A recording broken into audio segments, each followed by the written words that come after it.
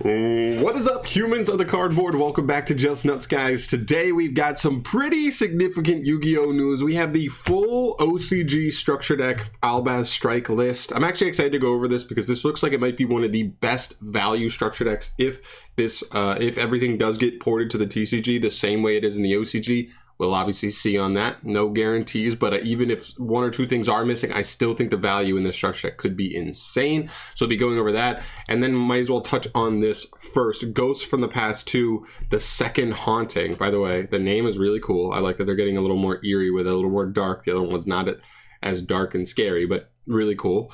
April 22nd, but we get 3 confirmed things, okay? 9 possible ghost rares in the set. 5 of them are confirmed as Blue Eyes, Dark Arm Dragon, Red Dragon Archfiend, Dark Magician Girl, and Cyber Dragon. All great ghost rares to try and pull. Imported cards, including Crystal Beast, Rainbow Dragon, okay. Deco Talker Heatsoul, let's go! I'm so happy. Oh my gosh. And Boral and Dragon. Now, I don't know if Boral and Dragon or Crystal Beast, Rainbow Dragon are really going to have any relevancy to the competitive scene, but they're still cool collectible cards. Maybe Borland at some point. I think it's not a bad card. I think it's just only 5, so there's that.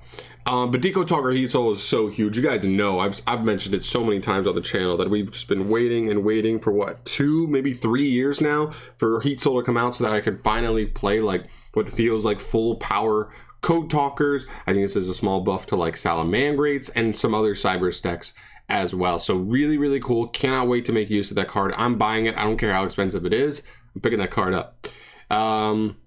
So yeah, those are really the main reveals here for today, but still huge reveals for me. This is a great start to the set for me. Some cool collector cards, all this ghost rares look a bomb, and Heatsoul, a bomb chase card like Heatsoul to get the set started off right. Hopefully this year's Ghosts from the Past will be more interesting overall than the last year's. All right, but now let's get into the structure deck Albaz Strike. This is a really cool structure deck, especially with the new fusion card we got revealed the other day that like apparently summons like so many things for free. I mean, yes, you have to play some bricks in your deck, but like still, we play Red Ice Fusion right now. We play the Destiny Hero stuff right now, like whatever. Okay, so let's get off with the list. Let's move down here. Tri-Brigade Mercurier. This is like the weird hand trap card. Actually might be playable in a like Albaz centric deck. It's kind of cool. Spriggan's Kit. This card I believe searches your branded spells and traps, but then it has to like put a card from your hand back on the bottom of the deck. So it's technically a 1-for-1, not a plus, but that's fine if you're searching the new spell, which is insane. Next up, Unlikely Sword Soul Allies. I think this is the one that's like the one card out of this set from the new cards that's like, why would I ever play this ever, never, please. Horrible. But I guess technically it is searchable because it's a Sword Soul card, so that's fun. Fallen of Albaz. This is where we start getting into like starting off with the good value stuff. Fallen of Albaz is actually worth a good little bit just because he is only has 2 printing so far, and like none of them have really lowered his price down a ton. He's still like at minimum $5, so this could easily be a $2 common. I would not be surprised. Just to have Albion the Shrouded Dragon. I don't believe this card has a reprint yet, so that again is really nice. Dogmatica Fleur-de-Lis, another nice reprint. I mean, we did just get reprints for it, so I think it is still only like $2 or $3 now, but still, this could be a $1 common. And when you're thinking of this structure deck as like $10 MSRP, and maybe you're pre-ordering it early, so you are getting it really close to $10, that's $1 there. Like Fallen of Albaz, probably like $2 there, and then these new cards that are going to be, you know, higher rarity could easily be $1 or $2, and so you're almost already making up the value of the set. So if you look at it that way, like it gets pretty good. Red Eyes Darkness Metal Dragon. This should hopefully be in the new with the new text, so that's pretty cool. Thunder King, the Lightning Strike Kaiju. Nice to see some Kaiju action. Chaos Dragon Legionnaire. Now this one is really good as well. This is like a $6 or a $7 card, even for like the alt art that was like pretty easy, like, well, pretty, I say pretty easy to pull. I think like fairly easy to pull. So this could be a multiple dollar common, like no joke. And we all know Kaijus can like hold up as low rarity cards as well. So both Radiant and Thunder King could be a little nice addition. Artifact Scythe, this is a new lowest rarity for Scythe, so that's not too bad either. White and Black Dragon, they have multiple printings at this point, so I don't think they're worth a ton. But Starliege Seifert, again, another card that's like, what is the cheapest copy of this card right now? Like $4, somewhere in that range. I don't know exactly. This isn't really a market watch per se. Like, I'm not going to go that deep on it, but like Seifert's a couple of dollar card. This could easily be a $1 or $2 common, easily, especially over time. Keeper of Dragon Magic, whatever. Summoner Monk, whatever. Ghost Ogre, common Ghost Ogre, probably. Like, okay. Effect Veiler, we've seen Effect Veilers every common printing end up at $1, even though it has like 5 or 6 common printing. It's crazy. Omni Dragon Brotar, not a bad reprint. Then you have the new cards, Paradise Branded and Branded Fusion. I think because of the generic splashability of this card, I think this card could be a couple bucks. I think it'll be the card that, like, even people that don't care about Albaz stuff in general or any of the other decks surrounding Albaz, so like they don't care about Despia, which has a little bit more synergy or any of that stuff, they still may want to pick up this card. And so I think this could be like the Lady Debug of the structure from a couple of years ago, just because, you know, you're playing it in other stuff and people are literally buying the structure deck just to get their hands on Lady Debug. This will be that card, and I think this card could easily be $5+ potentially if it actually sees like legit meta play, like Debug did in Salamangrates. Next up, some other branded cards we already have access to. So Branded in White, Branded Bond, Fusion Gate, whatever, Fusion Recycling Plant, whatever, Fusion Substitute, whatever. Gold Sark has a ton of printings. Pot of Extravagance, huge. We talked about this the other day. These 3 actually in a row is actually pretty nice. Pot of Extravagance is huge. This is probably, though, the one reprint I will say that everybody's going to be like, Konami never holds up on their word. I mean, like, I wouldn't say never. We just got Infinite Impermanence from the Cyber style structure deck. I get it. We didn't get evenly matched in the one before it, and we thought we might get evenly matched then as a common. But you never know if it's there. Like, literally, if the list is the same, barring like some of the irrelevant reprints, and those are changed to like other irrelevant reprints, like, doesn't matter. This will be one of the craziest value structure decks like we've ever seen. I cannot stress that enough. Pot of Extravagance, if this does get printed, this could easily be a $5 to $10 common. Called by the Grave, another nice one. I mean, listen, Called is at 1, so maybe that lowers its value right now, but like, you know, people are so split on Called. They're saying either ban it fully or just put it to 3. Who cares? Let people brick on too many Called by the Graves. So Triple Dark Ruler of More. I know we already have a common, and I believe it's from a structure deck as well, but doesn't hurt. It's still like a really good like meta staple just at all times. Like, this card, you could easily play this in any side deck. Then you have Branded Blade and Branded Condemnation. I don't think Blade's very good, but I think Condemnation could be a one of in certain you know, Albaz decks. Screams of the Branded, Judgment of the Branded, Necro Fusion, Back to the Front. Back to the Front I think only has like 2 printings.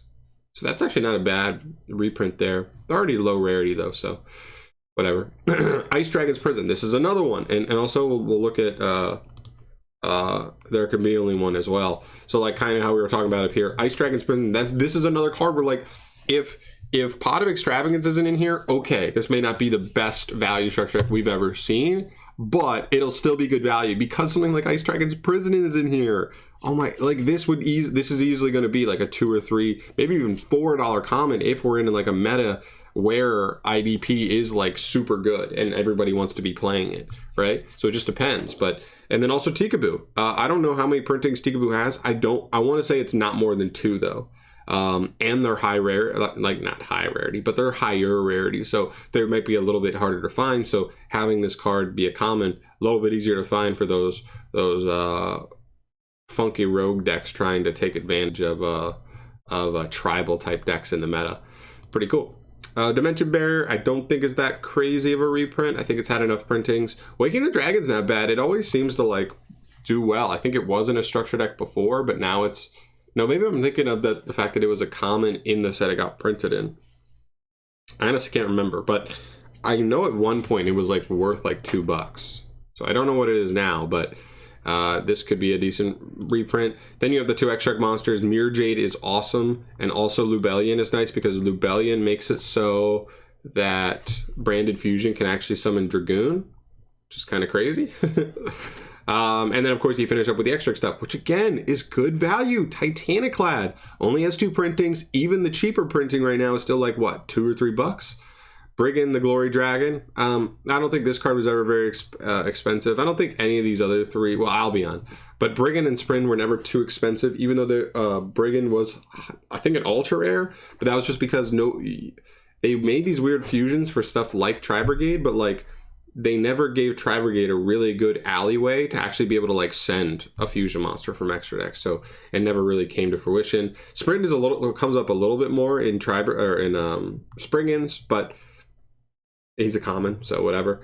And then Albion. Albion's actually huge. If he stays in this set as well, just on the precedence of, like, all the new cards plus like Fallen of Albaz getting a reprint here, and Albion. Albion's like $7 or $8 right now because it has not gotten a reprint at all, and it becomes much better with this new support. It's one of the few. It seems like the most targeted synergy. It has the most targeted synergy with the new Albaz stuff. So it's no joke, but. Yeah, not only that, but also the OCG's version of the structure deck also appears to have, like, you get a random 1 of 5 like holographic tokens, kind of like how the Charmer structure deck went. And if you look at the Charmer structure decks now, all of the random like familiar possessed art, like random alt art ones you got, they're all like $2 or $3 now a piece. So like those tokens could actually be worth a little something because they're harder to get, because they're not guaranteed set to set. It's actually more like 1 out of 5, and it makes it just much harder to get your hands on them. So really cool stuff here. I don't want to spend too much time. I know we're getting kind of long here anyway, but I just wanted to cover both of these things. I think this is a legit, really insane value, especially if the set is exactly the same. But even if we lose either Ice Dragon's Prison or Extravagance, I still think the value in this structure deck is going to be really solid. And if we lose both, I think it's still pretty decent, but it definitely hurts. So we'll definitely just have to keep an eye on what stays and what gets filtered out for something else. We've seen it happen before, but let's just hope that we keep as much as we can for the OCG version. But insane news today. Very good day for me. I love Decode Talker. I cannot wait to build Decode Talkers again for you guys.